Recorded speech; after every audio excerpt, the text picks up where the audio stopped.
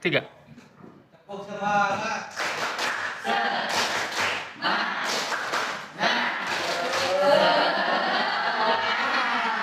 Wih, tepuk tangan dulu. Apa yang kita yakini, hal-hal positif yang sudah diungkapkan tadi, lalu bisa praktikan itu biasanya. Ya. Tadi yang pertama, pentingnya berdoa. Penting banget. Pertama berdoa. Sepakat, kita akan melaksanakan berdoa dulu sebelum pembelajaran. Sepakat. Sepakat tidak? Kita berdoa. Sepakat. Lalu yang kedua, 5S. disiplin dulu 5S. Disiplin Pak, tepat waktu. Disiplinnya dalam hal apa saja? Tadi kata ini Waktu. tepat waktu. Terus apa lagi? Mentaati. Tata tertib. Kata tata tertib harus bersih, harus rapi. Bisa dipahami? Tata tertib. Terus apa lagi? 5S. Menerapkan atau melaksanakan? Menerapkan. Menerapkan sudah tertanam, kita laksanakan gitu ya. Melaksanakan. Lihat dulu. Laksanakan. 5S. Kata dalam dulu apa? Salam. Senyum dulu ya. Senyum. Sapa. Sopan dan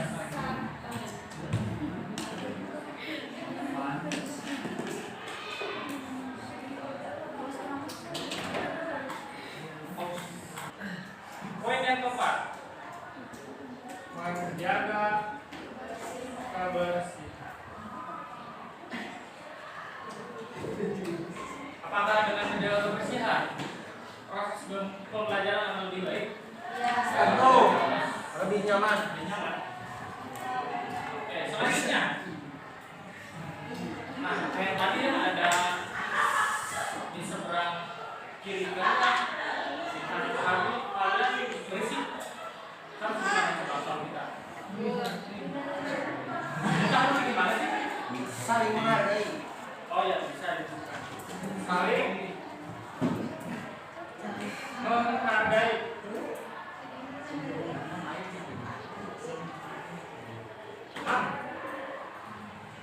Nah, ini suasana kalian berpikir nih. Saya pun sama. Suasananya seperti ini gimana? Nyaman. Kondusif.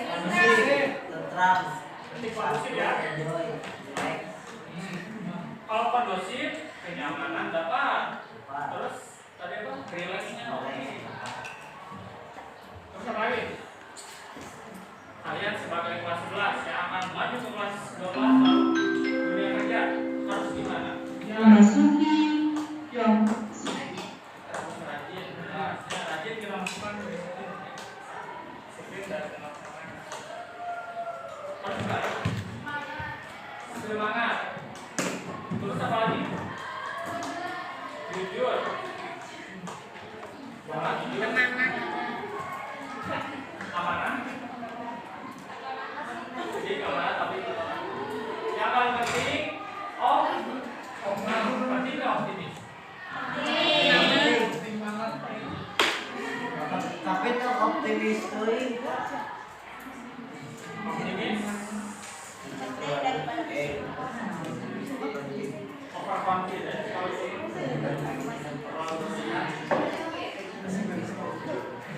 selalu berdoa. Sepakat. Sepakat.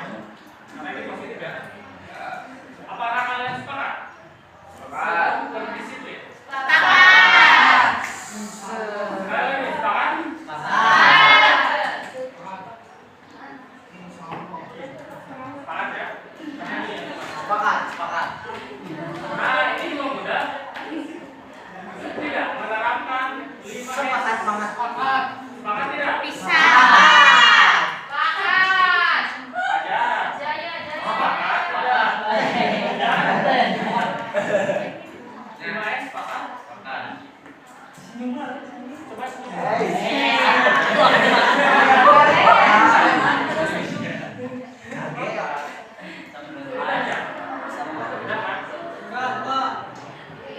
Nah, ini juga mudah. Menjaga kebersihan, sepakat? Oke. Ini saling menghargai. Sepakat? Coba dibawa dulu ya. Bapak, menjaga kondusivitas. Sepakat. Jadi, sepakat. Selanjutnya, selalu optimis.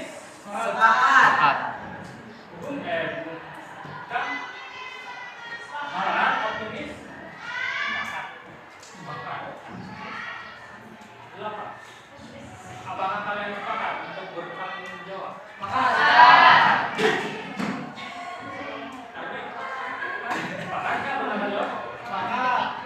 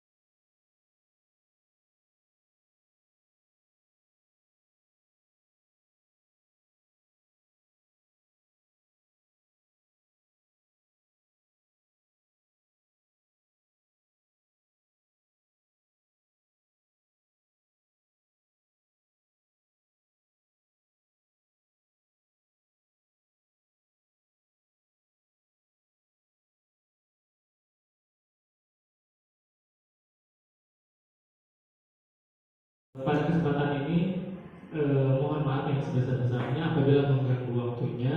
Dan pada kesempatan ini saya ingin memaparkan terkait budaya positif, yaitu membuat keyakinan kelas. Tapi sebelumnya, sebelum masuk ke disiplin positif atau budaya positif, nah ini kita lihat dulu awalnya pendidikan itu seperti apa sih? Jadi pendidikan adalah tempat persembahyan benih-benih kebudayaan yang hidup dalam masyarakat kebangsaan. Nah, sekolah adalah ladang, guru adalah petaninya, dan padi adalah muridnya. Nah, nanti ada kaitannya. Kenapa sekolah itu disebut ladang? Gitu ya. Terus guru itu disebut petaninya, dan padi adalah muridnya. Seperti itu. Jadi kita masuk ke dunia anak, memahami kondisi anak, lalu kita menyesuaikan bawa kondisi anak tersebut ke dunia kita sesuai dengan aturan yang berlaku. Mungkin kita sudah paham. Anak itu selayaknya kertas putih, tergantung orang tuanya, tergantung lingkungannya, gitu. Nah, tapi ternyata setiap anak juga oleh Tuhan itu diberikan suatu potensi. Sebagai guru itu, menurut Ki Hajar Dewantara, ketika di depan kita sebagai tulodo atau teladan, ya teladan. Ketika di tengah, motivator, memotivasi. Bersama-sama, ayo semangat dan sebagainya. Ketika di belakang kita mengarahkan atau mendorong, menyemangati, gitu ya. Jadi anak bukan hanya sebagai kertas kosong yang digambarkan sesuai dengan keinginan orang dewasa, terserah kita, enggak. Ternyata anak memiliki potensi masing-masing, ya, dan memiliki sifat masing-masing yang tidak bisa diperlakukan seperti selayaknya keinginan orang dewasa.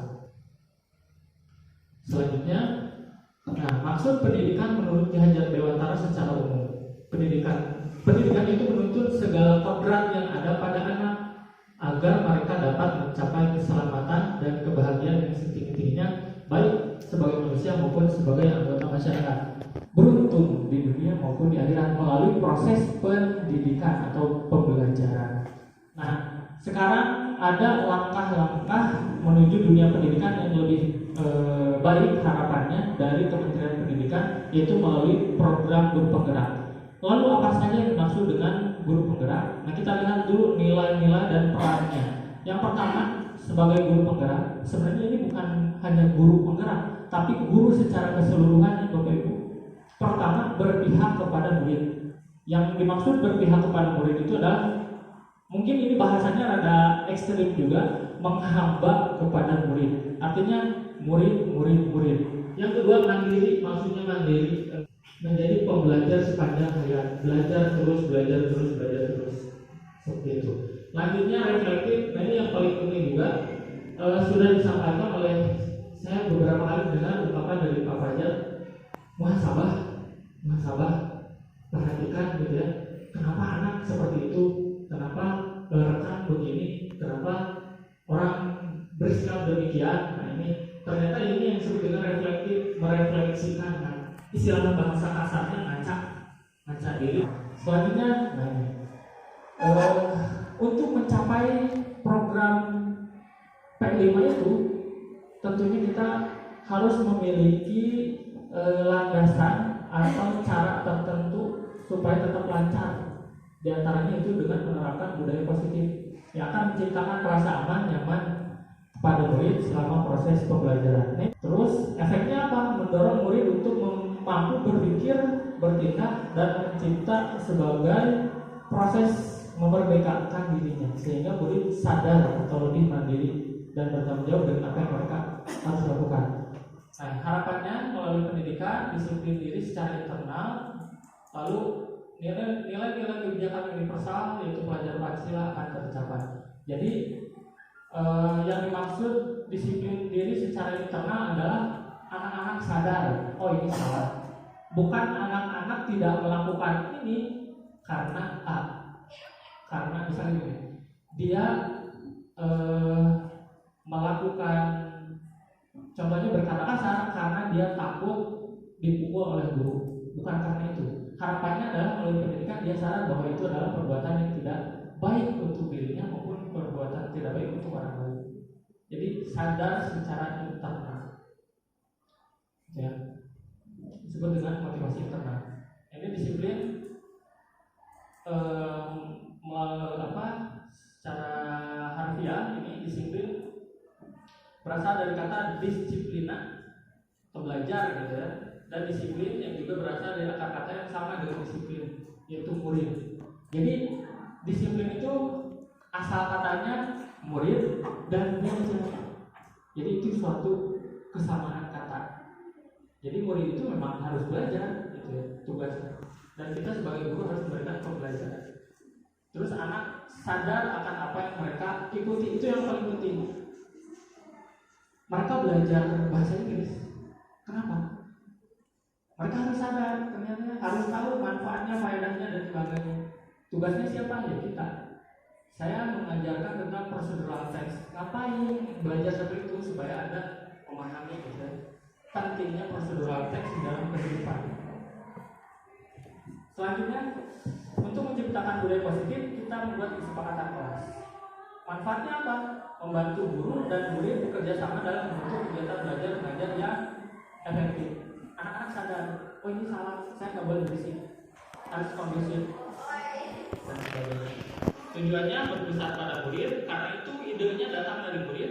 Terus murid lebih bertanggung jawab karena itu juga hasil pembicaraan mereka. Lalu membuktikan, menunjukkan komunikasi yang positif antara murid dengan guru. Ya, guru dengan murid ngobrol mengenai kesepakatan yang harus dicapai di kemudian hari.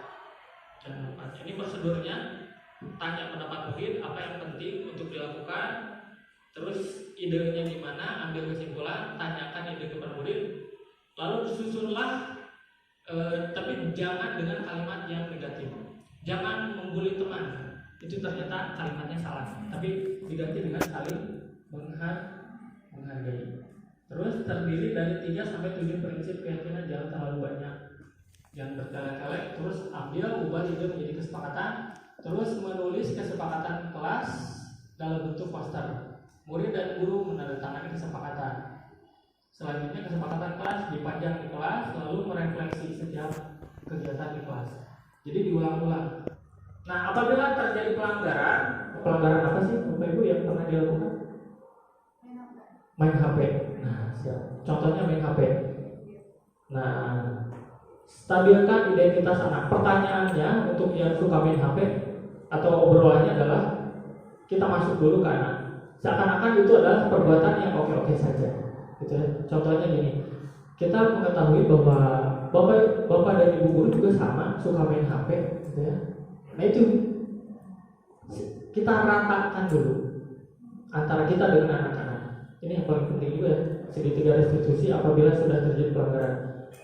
Masuk dulu ke sana, gitu ya, seakan-akan kita rata dengan anak, lalu validasi tindakan yang salah. Yang kedua, kalimatnya adalah, tapi kamu ini melanggar tidak? Sesuai kesepakatan tidak? Main HP ketika pembelajaran. Nah, tanyakan seperti itu. Kata anak, oh enggak bu, harusnya saya memperhatikan ibu. Terus menanyakan keyakinan. Terus yang kita yakini apa? Kita harus memperhatikan bapak atau ibu guru tanpa main HP. Jadi kita rata dulu dengan anak. Yang kedua, validasi tindakan yang salah. Yang ketiga adalah obrolkan keyakinan. Lalu yang terakhir, kita ngobrol ke solusi. Terus harus gimana nanti ke depannya? Oh iya bu atau pak, saya nggak akan main HP lagi ketika pembelajaran. HP-nya akan dimatikan atau HP-nya akan disimpan dan sebagainya.